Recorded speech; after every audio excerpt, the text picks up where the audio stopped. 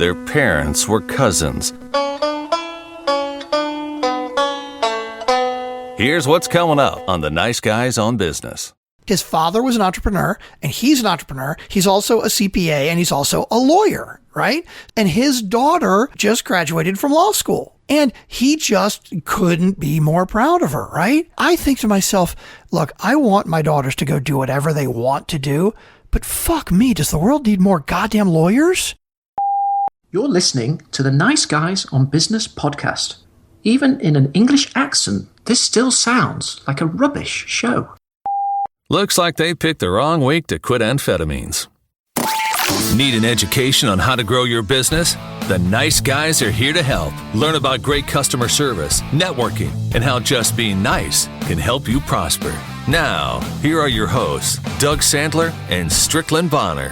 Hey, Nice Guy community. Welcome back. Welcome back. My name is Strickland Bonner. On the other side of the microphone, Mr. Doug Sandler. It is Monday, and we got all kinds of exciting things to talk about. You know, we've already done 30 minutes of the show and included as bonus material. And if you were on Patreon, you would already know this. Exactly. It was the best. So many insider secrets I've just shared with the world. And right now, the world is really only about 5 people that have access. Wait, is it 5 people? Who's got access? You know, so we have a couple different levels of patronage. How do we call them? Patronage. So you can, for as little as $2 a month, you can help support the show. Go to patreon.com/nice guys. For $2 a month, you get to hear the bonus material, which is really like us pre-talking and stuff like that, all the kind of extra stuff. But for as little as $5 a month, you get shout outs, which is right now, we are going to give a shout out to all of our $5 plus listeners, which is Sunny Lake, Sean Carpenter, Jeff Chessman, photographer Jeff Chessman. I mean, I didn't know he was still listening. Jeffrey. We really appreciate it. Yep. Thomas Conifrey, Thomas, we interviewed him. Tomas. Oh, is it Tomas? Well, yeah, he's over from in overseas. the UK? And yeah, I don't think he's UK. I think I forget. He's hold on. I can go over like to Ireland or somewhere, right? Yeah, wait, hold on. Let me go. You interviewed him like back in No, I just want to find, I know, a long time ago. Paul Morena, Paul Morena, Paul, who has apparently been listening since episode 1, which is fucking crazy. My God. But thank you, Paul. We appreciate it. Who would think? Okay, so Tomas, just so you know, is the #1 Irish pharmacist Twitter account. Right, Irish. I told you he's from Ireland. Yeah. Okay, so and then Prash Khan is our newest. I believe actually it's Prash. Prash? I do. I think it is Prash. We have pronounced so many names wrong. So hey, Mar is listening in right now. By the way, we also have our next level. Okay, the next level listeners not only get a shout out, that would include Prash or Prash or somebody. We're going to find out. Mar, can you type into? Mar is actually listening right now while we are recording. That's one of the bonuses you get. She knows Prash and should probably put something in the chat with the correct pronunciation of his name. Stephanie Sersland and somebody that we don't even know. Greg, is it Osterdyke? I don't know, but I saw that. I don't mean to be offensive, Greg, because we really appreciate it. It's like next month it's going to be, fuck that. They can't even pronounce my goddamn name. I'm taking my $10 a month back, right? Right, exactly. But we totally appreciate it. And the $10 a month level, you actually get to listen in live while we record these shows. How cool would that be? That's what Mar is doing right now. Yeah, so Mar is in on it, and but there's a couple people that are at that $10 level already, aren't there? Yeah, that's Stephanie, Greg, and Prosh. Oh, she says it's Prosh. Well, no, we've heard her say his name, right? Prosh. Yeah, but for some reason I thought that she said Prash at one point. Anyway, that's fine. So the $10 level people, if you are she's laughing at us. The $10 level people are able to listen in, but Mar so far is the only one that's taken advantage of that. Yeah, Stephanie got the link and Greg got the link too.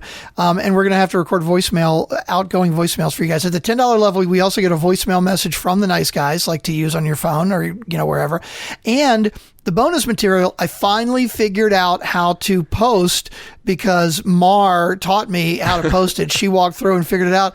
And it's so goddamn funny because the way you post it, right, where it's posted, but it's only posted specifically for people that are contributors. Right. you push the little red fucking post button, okay? Yeah. And then it walks you through it. I mean, it has the instruction where it says, do you want to share this with everybody or only the $2 level well, it's or not only the $5 intuitive, level though. people? It's not intuitive, though, because you're thinking, well, wait, I don't want this to go out to everybody before you actually press the button. And what you actually have to do is press the button first. Never press the red button. Were you a huge fan of Bugs Bunny when you were growing up? Because I would sit in front of that television. I mean, I was a latchkey kid, so I'd come home from school, literally let myself in. I can recall being like 8 years old and coming home and watching like Ultraman. And were you a fan of Ultraman? Totally. Where are you going with this, Doug? Because we have a lot of things to talk about today. I don't want to get too far off the topic. I go normally where I go with everything, which is I have no fucking clue where so Mar actually made this video for me, right? Like she did. She posted it on YouTube and it says, okay, Strickland, here's the instructions on how to post to Patreon. Oh, is she treating you like a third grader? Were you being treated like a third grader? No, well, I was, but that's what's so funny because it's so ridiculously easy. I know that Mar was not trying to make fun of me when she's doing this, but I'm totally making fun of myself because I'm like, this is so fucking easy. Like, you didn't need to make me a video, but she's being nice because she's like, you know, if Strick couldn't figure this out, maybe I better go so far as to do a video because, you know, it's really fucking easy. So I'm totally, it was like, Mars, like it was faster than typing out instructions. Man, talk about millennials. This is a generation gap, right? It's like she could either type out instructions or she could hit fucking record and she could record herself actually doing it, post to YouTube and send me a link.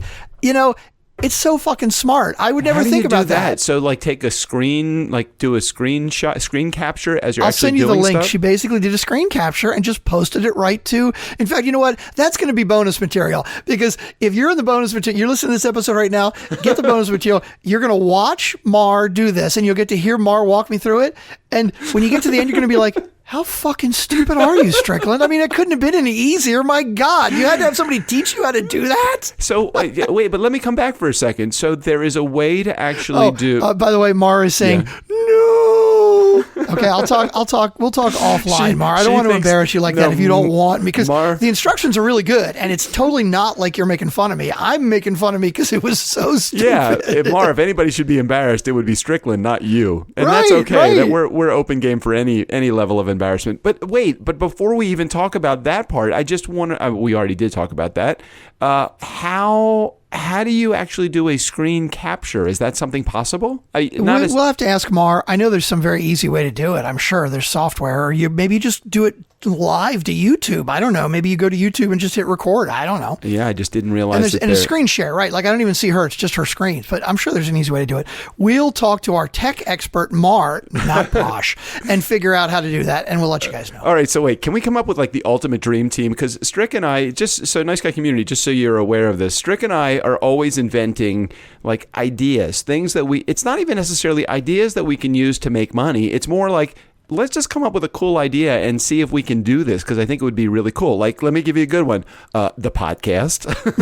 It's like, that was one of those ideas. Hey, Strick, let's do a podcast. I've never actually listened to one, but let's just do one. 2 years later, 330 some odd episodes later, 50 fucking thousand downloads in the month of March. It's going to be like, what? Okay, let's do a podcast. So the idea of doing this business, and we came up with this business thing that we thought, well, let's white label podcast to make it so that people can use it as marketing tools. And then we started that, let's have that little fantasy. Who's your dream team? Who are the people that are in our community right now that we want to be able to do? And number one on that list is Mar, because she's the one that got me thinking, we don't have to do all the shit ourselves that we have no idea. Like Mar, it's like a hobby for her. Like Dan Rice, what he loves doing is he loves building communities. So he could be our community builder. And a guy like Sean Carpenter is like the mastermind of everything. Sean could be the guy like saying, guys, you have no fucking clue what you're doing. You need to back up and think about this a little bit harder. And then you have like your big cheerleader, Stephanie Sursland. She's like, yeah, LOL, exclamation point, exclamation point, exclamation point. Whatever you want, you guys are the best. And Sonny is like, do you think my boobs look good? And Stephanie, her title would be the big cheerleader. That would be her official job title and responsibilities. Yeah, of course. Anna, of course, not Anna. Anna Nygren, I mean, the show notes, the content, I mean, she's brilliant with that. Muhammad would be the guy that creates all of the cover art for everybody in his wonderful form. Yeah. And Tim will be the idea generator. There you go. Because we had this group chat going last week. Nice Guy community, you've got to be a part of this group chat. And if you want to be a part of the group chat, all you need to do is reach out to me at DJ Doug, and we'll figure out a way how to get your phone number into the system, and we will put you included in the group chat. Right now, I think we're at our limit of 10 people. I think that's all that SMS can carry at any time. Is that right? It's a limit? I didn't know there was a limit. I think so. When I started typing out the 10th name, it stopped me on my iPhone. So I don't know if it's an iPhone thing, an Apple thing, or what, or an AT&T thing. We need to get another side app so we can take that one out of SMS. Hey, Mark, could you do some research for us?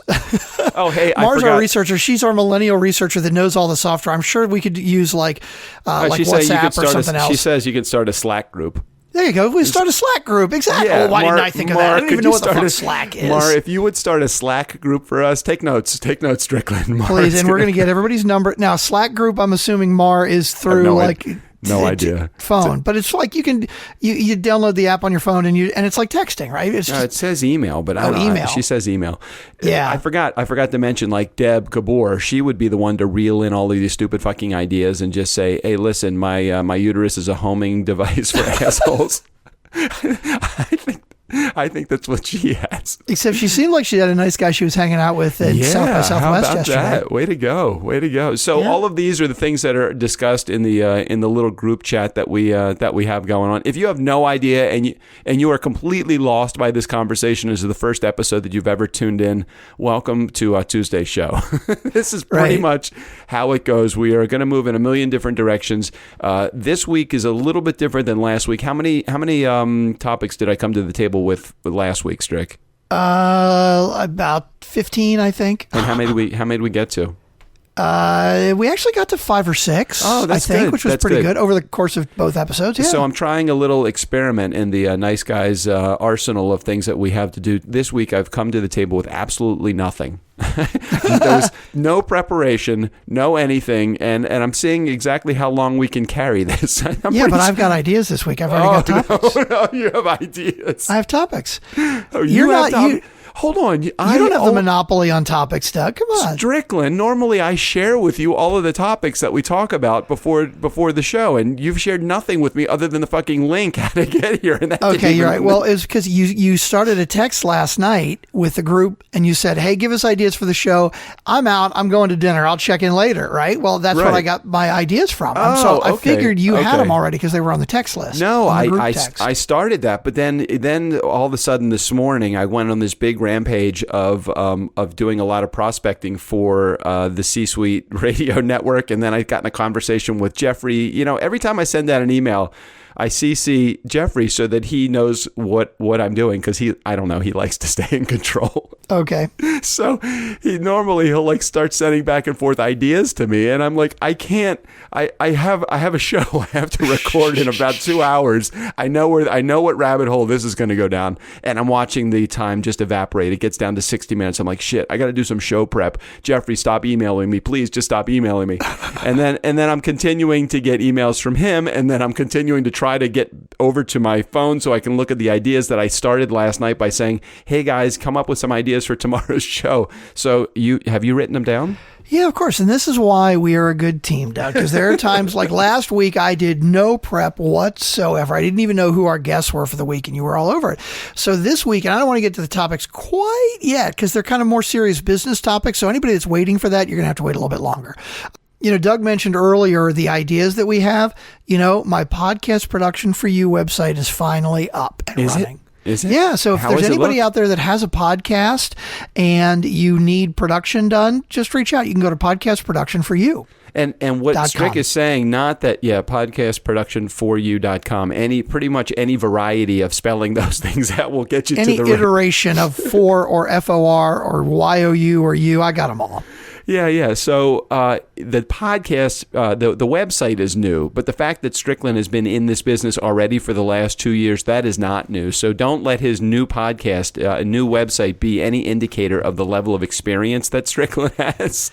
I've been doing audio production for 25 years, and I've got other people on my team that know what they're doing too. So it's kind of exciting. Yeah. I'm looking forward to seeing where this is going. And do you have any like any fun news, any good information about it, anything that you want to share that we can just like get out on the table right now with the Nice Guy community? So Jeffrey Hazlett's All Business Podcast, Your Boss with the C-Suite Network, he was working with CBS Podcasting, and CBS Podcasting, That small organization? Yes, exactly. CBS, I don't know what it stands for, some little tiny company, whatever. Yeah, okay. They decided to stop doing podcasts. And so I am now producing, like doing the audio production for Jeffrey's All Business webcast, which is great, which is great. I love that. I love when my relationships pay off for somebody else. And you know who my second client is? Who? Your brother. No shit. Yeah, and David Schumer. What'd they decide? What'd they say? They're running with it. Now they're only doing 1 episode a month, 2 episodes a month right now. Maybe they're kind of trying to get a ball rolling, I think. But I've been talking to David Schumer, which is and I've already forgotten the name of his podcast. I don't have it in front of me. What the heck is it? I think it's called. No, I can't remember it either. I have it here. I just got I can't remember. Wait, twin, double, something like up in the air, lifelong. No, it is. It's double trouble. Oh shit! Catch You on the Flip Side. Oh yeah, that's right. Or Catch You on the Flip Side. That's Catch You on the Flip Side. I love their intro. It's like one of them is brain dead and the other one died, but that's a good thing. So my brother dies on the baseball field when he was playing, softball field, when he was playing softball, collapsed, I think coming around third. And his only thought was when they revived him was, did I ever hit the home plate? So he wanted to know if he scored the run. I don't know, what David's, David Schumer, is that his name? Yeah, David? he had a traumatic brain injury. I don't know what the circumstances behind it were though. Yeah, so my brother's heart died and David's brain died. So between the two of them, they actually aren't worth a shit. But they both came to life, which is actually now they are worth a shit. What a horrible circumstance that both my brother and David. Well, my brother's name is David too, but what both David and David actually went through in their life. It is David Schumer, right? David Schumer. Yep. Okay. Yep. So they had on their show.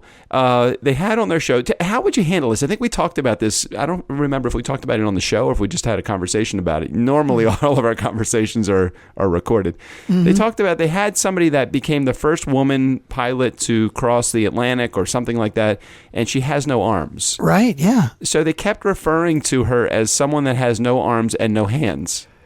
And I kept thinking... How would you have hands with no arms? You can't have hands. So I was envisioning was like this Nintendo character, like Rayman, that has these hands that just float and has no arms. So I don't know. Doug, I find that offensive. And you know what? That is the segue into our next topic, because I find that very offensive. But everybody's line is in a different place. Gosh, I watched Seth Meyers the other night, right? Seth Meyers is like the late night. So it's after Kimmel, right? He has a segment called Jokes Seth Can't Tell, right? And why are they jokes that he can't tell? Because I don't understand this, but I do understand it all at the same time. Okay, so Seth is like, middle-aged white guy, right? And so sometimes the writers come up with jokes that if he were to tell them, that people would get offended because they can't really come from him. Right. And this is what's so great about perspective and where do you draw the line. So what he does is he has 2 female writers on his staff. One of them is black and one of them is gay. All right. And so when he starts the segment, he has one of them on either side of him. Right. Okay. And basically, so he'll have the black girl. He's like, okay, here's one. So the black girl tells a joke, and usually it's something that is, derogatory towards black women, right? Or stereotypical. Exactly. And it's funny because she's telling it, but you think about exactly the same joke. If Seth had told it, it would have been really offensive. And then they'll go to the other girl and she'll do something that is funny or stereotypical, but again, kind of digging on, the gay and lesbian community. And again, with her telling it, it's really funny. So they go back and forth and they each tell a bunch of these jokes. And then they always end the segment with, why don't you try one, Seth? And he's like, no, I couldn't. No, I couldn't. No, come on. No. So of course, then he tells one that is typically offensive to both blacks and gays. and they both look at him like Like, what? That was horrible. Like they know it's very funny though. Well, so that brings up the point, and we discussed this last week. I think it was on, I can't remember if it was Tuesday's or Thursday's episode, when we discussed not only the glitter on Ash Wednesday, calling it Ass Wednesday, and just joking about it, and the dildo mezuzah. And at some point, you felt as though one of those things was crossing the line, and I felt like I'm Jewish, and we've got to be able to make poke a little bit of fun. But I can remember specifically having conversations with, and I can't remember who it was I had the conversation, but I remember having the conversation with, stop continuing the stereotypical belief that Jewish people own the media, that they're all rich, and that they're divas, and that they're I don't know, all of the stuff that are all things that are stereotypical. And I'm like, they're stereotypical for a reason. At some point, these had to be real, weren't they? I mean, weren't they? No, it's. I don't want to say it's sad, but true, because it's not necessarily sad in all cases. Come on, you look at the entertainment industry, right? You look at the executives in the entertainment industry, and a ton of them are Jewish. Now, the thing is, I think people think, oh, well, it's probably because like the Jews are just going to promote their friends and their family and their tribe. But to me, it goes so much deeper than that. It's all about your upbringing and your culture, okay? And like, okay, great example, Robert Sherman, right? Robert Sherman is Jewish, and his father was an entrepreneur, started his own business, and was very successful. For those that don't know Robert Sherman. Yeah, he's the owner of Washington Talent Agency, who I used to work for, right? And his father was an entrepreneur, and he's an entrepreneur. He's also a CPA, and he's also a lawyer, right? Oh, so he's not a practicing lawyer, but he's an entrepreneur, and he's very successful, right? Well, and his daughter just graduated from law school, right? Mm-hmm. And he just couldn't be more proud of her, right? Right. I think to myself, look, I want my daughters to go do whatever they want to do, but fuck me, does the world need more goddamn lawyers? Well, I don't know if I don't know if that wasn't his choice whether she became an attorney or not. And obviously he would be proud of her no matter what she did, because no, but the point I was getting at was, I think that he became a lawyer because his father brought him up in the culture that is a very proud position. Yeah. And the same thing with the daughter. Again, I don't blame her. She loves it. She didn't jump into it because he pushed her. She did it because she wanted to, but she wanted to because of the culture that she has been brought up in. And that's the way I see it. Totally get what you're saying. I had an opportunity to spend some time with Robert on his boat. I had an opportunity to spend some time, doing what some Jewish people do, which is enjoy their leisure time and very expensive hobbies. On their boat, or maybe his house in Florida or his house in Ocean City. Yeah, any of those. Not that we're stereotyping or anything. No, I'm telling you, this is just the reality of, look at the environment that we have both been raised in terms of career. I've spent 30 years as a DJ, the last 17 or 18, almost 20 years actually, in the Washington D.C. market, in the bar and bat mitzvah world. So all I am seeing is this luxury market, because these people are throwing $40, $50, $100, $200,000 at a 4-hour event, which is a huge amount of money to spend on a party. 13-year-old. Anyway, not just on a party for a 13-year-old. Yeah, okay, so it's a significant event that's going on in their lives at the time. So I can remember specifically, and I even remember who I was having this conversation with. It was somebody that was that is also an act through the agency, and he's Puerto Rican. And I can remember having a conversation about the culture, the differences in the cultures between the Puerto Rican families and the Jewish families. And he said, Doug, when you were young, can you remember having conversations with your parents about money and about them going to work and working hard for you? And I said, absolutely. I remember very vividly having conversations with my mom and my dad and my stepdad, a number of different times, just about what I want to do for a living and the importance of saving money and that. And he said, when I was growing up, my dad was just trying to figure out where he was going to get a job so that he could pay the bills to stay off welfare. Right. And he was also talking about when he does have money, how he's going to use it to have a party and to enjoy himself and to buy the things, because you need to live every day like it's your last. And you don't. He never talked to us about saving money. And he said, this is why Jewish people in general, and again, not speaking from any stereotypical standpoint, but just really making a general comment. And again, I don't think this is a stereotype. Jewish culture teaches their children to raise to come up through owning your own business, being your own person, relying on yourself, saving money, helping your kids, all of those things. And he said that just wasn't part of my culture. My culture didn't share that stuff with me. No, I totally agree 100%. When Robert saw my new electric car about a year ago, right? Now, by the way, Robert had he had a 5 Series BMW, and then he had a Mercedes, and now he has a 6 Series convertible BMW, right? Mm-hmm, now, right. For me personally, I think the 6 Series BMW is a really cool car, right? It's really expensive. I would never, ever, ever drive a BMW because of the thing that comes along with it. I'm like, you look at somebody in a Beamer and it's like, oh, fucking lawyer, fucking whatever, right? Anyway, so he looks at my Ford and he's like, it's a fucking family car. And you know what my attitude was? My attitude was, I don't care what my car looks like. I need something functional. Well, yeah, I got the same, not from Robert, but from many, many people when I bought my Prius. And again, I haven't had the Prius for many years. My ex-wife has the Prius, and I bought a Toyota. But at the same time, it was like the Prius was like everybody's symbol for this is just like total hipster or yuppie or whatever you wanted to call us at the time. It's just like, there goes the green guy. I'm like, I bought it because I don't feel like going to the gas station and spending $40 on a tank of gas. I mean, the Prius gets 40 to 50 miles to the gallon. I didn't care necessarily what the car. We just had a difference of opinion on what we thought was status. For me, it was not buying a Mercedes, which I've had.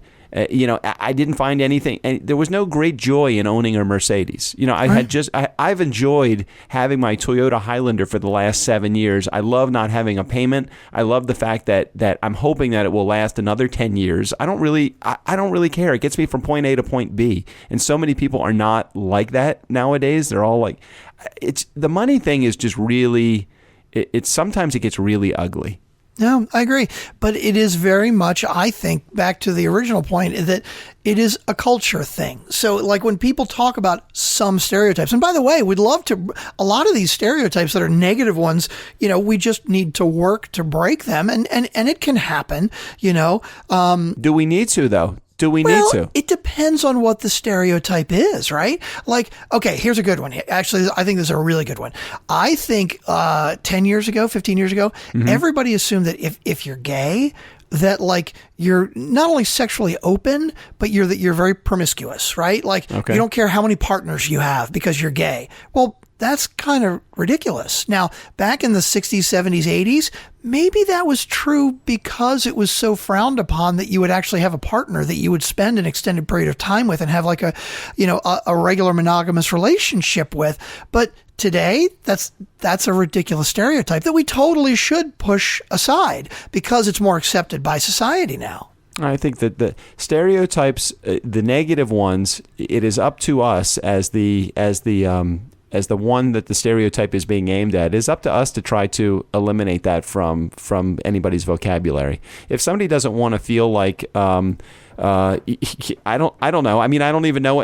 I'm trying to think of some that I really think would be offensive to me, and I don't even care. What do you care what other people say about you anyway? As long as they just leave me alone. Just leave me alone. I mean, it's true. It's like you can call me whatever you want to call me, but I'm unless I let it get to me, then the problem is more on you than on me. If you're calling me something, this is you being an ass, not me being a receiver of somebody's asshole comments. Call me anything you want, just don't call me late for dinner. Is it dinner time? Oh man, we're already at 30 minutes. I know. I was thinking that I've got a good topic here, but we should save it for next time. I was teasing early on that we would actually give real business advice, but now they're going to have to wait till the Thursday show for that. Yeah. Well, so yesterday's show, before we go, yesterday's show with Becca and Tiffany, that was Monday's show, right? Monday, yeah. That if you have not heard their podcast, it was called Pop and Banter, but now it's called She Reaches. Did you know that? It's called She Reaches. You see, I don't know that I should. There are a lot of things that come to mind when you say that, and I just don't know that I want to go there. Yeah. Okay. Well, whatever you do, don't call anybody a nasty name on that show. I wasn't calling it. I'm wondering where they're reaching. I mean, they're both very, attractive women. Now here we go. Are you going to start objectifying women against Strickland? Apparently, I just did. Is it any time that you would say that a woman is good looking or a guy is cute, or any time that you see it, is that always objectifying women? And again, I talk about drawing the line, right? Like there are lots of times where I would like to tell a woman, hey, you're very attractive. You look really nice today, right? But it's like, if it's in just a nice, friendly way, is it objectifying, right? Like, I don't know. If I'm not flirting, like if I'm married and you know that I'm not trying to pick you up, is that objectifying or is that just complimenting? It's such a fine line. Let me work out a situation for you. So let's play out a scenario. So you walk into a restaurant. There's a woman that you've never seen at the restaurant that's there, and you see her, and it's an amazing spring day, and she is wearing a beautifully flowing floral dress, okay, a sundress, and she's got a hat on, and she looks super cute, okay? Do you have any right to say to her, you look amazing in that dress and that hat? You have the whole package put together. Thank you. Yeah, it totally depends, I think, on how you say it, right? Like, yeah, if you say it in a creepy way, that would be totally fuckt up. But but it's such a fine line between. How do you make somebody's day and compliment them and just, in a cool way that shows, hey, you really do know what you're talking about, not just, hey, that you look really nice. Annie Leibovitz, who's a photographer who did photography for a lot of big names and rock stars and movie stars and stuff, she would always say, the way I approach a photography session is I treat the rock stars like regular people, and I treat the regular people like rock stars. I think that somewhat applies here. And again, maybe this is going to be bad. Maybe this is stereotype, but this is totally the way I see it. Let's say you see a woman who is just like stunning, right? Like beautiful woman, and you can tell that she probably gets hit on all the time, right? Yep. And if she's dressed really sharp to the nines, as soon as you say anything to her, no matter how nice or polite it may be, it's going to sound like you're hitting on her. Okay. Whereas if you were to see somebody who was more plain and maybe not as attractive, not the kind of person that typically turns heads, but they are well dressed, and you make that comment to them, I would think they'd be more apt to appreciate it. Yeah. Okay. All right. So, guys that are listening to this, look for ugly women, dress well today. Ignore the good-looking ones. Exactly. It's so true. This has been your tip for today. We have tools, tips, and tricks. Today is Tuesday tips from the Nice Guys. I'm telling you, back in my single days, one of my, I want to say my best tricks, all right? Not like it worked all the time, right? But I would, if there was a woman that was really attractive, right? Like you happen to be walking by somebody or you're in the same room with them and you make eye contact, right? Like if it's somebody really hot, I would make a point to make very quick eye contact and look away quickly and casually. Yes. Because I'm sure they are so used to having guys just stare them down. It's not the stare them down thing. I don't like the stare. Mars got a good line. She goes, this is a good line. Favorite line ever. You're ugly, but you fascinate me. That's a great line. How can you ever say you're ugly to any? I would never be able to say you're ugly to anyone. No, but you got to say it in the more diplomatic way. Like, you are not traditionally beautiful, right? Oh my gosh! Or you are so Rubenesque, but yeah, there you go. That's like I have no idea what Rubenesque even means, but it probably means something like you're uniquely designed. Rubenesque there was an artist, Rubens, I think in the 1700s or 1800s, and he did paintings of usually oversized women. like bigger women. Now, he would make them look really attractive because he was a great artist, right? But if you call a woman Rubenesque, it's usually a polite way of saying you're kind of fat. There's a lot of ugly women that aren't fat, though. True. There really are. But just as much, there's a lot of ugly guys that you're curvy. Yeah, curvy. Curvy is like, sure. curvy is kind of hot. You know? Voluptuous. Or as Amy, who was Amy Jo Martin? Johnson? Amy Jo Martin. Amy Jo Martin. See, I'm stuck on Amy Jo Johnson, the Pink Ranger. Have you contacted her yet to come on the podcast, get interviewed? Wait, she got a new show she's producing. That's coming right. out, right. I did promise you I would reach out to Amy Jo Johnson. I have not. The Power Rangers girl. Exactly. I'll do it. Hey, let's get out of here because we got plenty of material to cover on the Thursday show, and we want to make sure that we get it. Just don't forget, if you have not listened to yesterday's episode, Becca and Tiffany, do that. Tomorrow's show is Jeff Gibbard, I believe, and Jeff has a podcast called Shareable. He has become, since I've recorded this, a really good buddy, and we actually are neck and neck on the Overcast FM podcast ranking chart right now. How do you know that? Because I can see on my app on my phone that he is usually in the number 3 or 4 spot, and right now we're in the number 2 spot. So I'm hoping that he's not a flash in the pan and actually stays with it as well, because they're doing a great job. Cool. Caroline and he are. I don't think Caroline is a co-host of the show, but take a moment and listen to that show, Jeff Gibbard, and then Friday's show. Friday's show is kind of awesome because a guy named Dan Zigman. Now I met Dan through some good connections. He wrote a book, but that's not what's so cool about Dan. I mean, it is cool that he wrote a book called Buddha's Diet: How to Lose Weight Without Losing Your Mind. I think that's kind of cool. But Dan is the director of analytics at Facebook. So we talk a lot about Facebook, and that's coming up on. I doubt very seriously that we've actually have anybody in the Nice Guy community that has actually made it to 37 minutes into our episode. You think? Oh, yeah, so we can start talking shit about him now because nobody's listening anymore? Yeah, you fucktards. You want to get over it? I assure you. God, you can't afford $2 on fucking Patreon. Come on, people. Yeah, get over there. All right. Anyway, let's get out of here. Never underestimate the power of nice. Special thanks to Mar for being a part of our show today and to contributing from the sidelines. Thanks, Mar, and we'll be back on Thursday for more shittery and fuckery here on the podcast. Steve O'Brien, go ahead and take us out of here. You've put enough in little Johnny's 529. Now it's time to really help out someone in need. The Nice Guys on Business need your support. Please go to patreon.com, and for as little as $2 a month, you can help these guys continue to ramble on and on and on, week after week after week. Thank you for your support. And boy, is it weak.